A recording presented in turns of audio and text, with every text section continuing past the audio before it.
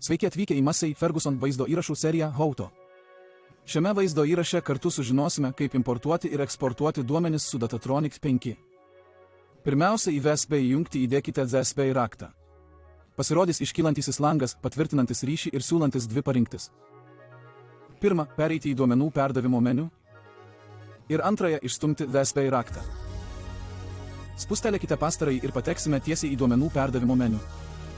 Jei praleidote iššokantį langą, pasiekite užduočių valdymo meniu bakstelėdami pagrindinio meniu aplanko piktogramą. Tada spustelėkite dešinėje įrankių juostoje esančią DSP piktogramą, kad patektumėte į duomenų perdavimo meniu. Jei piktograma nuspalvinta pilkai, reikia perjungti duomenų perdavimo režimą. Spustelėkite aukščiau esančią nustatymo piktogramą. Tada išskleidžiamajame meniu pasirinkite ZSP vietoj GPRS. Tai galima padaryti tik tuo atveju, jei turite Task.dots Pro prenumeratą. Spustelėkite OK ir grįžkite į duomenų perdavimo meniu. Duomenų perdavimo meniu viršuje rasite išskleidžiamąjį meniu, kuriame yra visi galimi duomenų tipai. Ekrano nuotraukos, užduočių duomenys, šape, failai arba laukai. Pasirinkite tą, kurį ketinate perkelti. Atminkite, kad užduočių, laukų ir šape failų duomenys bus nukopijuoti perkelimo metu, tik ekrano kopijos bus visiškai perkeltos.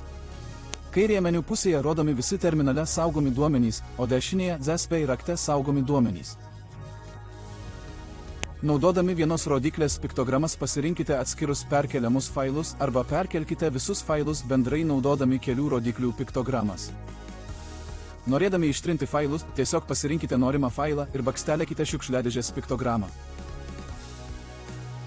Norėdami gauti daugiau informacijos apie failą, bakstelėkite informacijos piktogramą. Baigę visus perkelimus, bakstelėkite apačioje esančią DSP išstūmimo piktogramą. Dabar VSP galima saugiai ištraukti iš terminalo. Atėjo jūsų eilė pabandyti.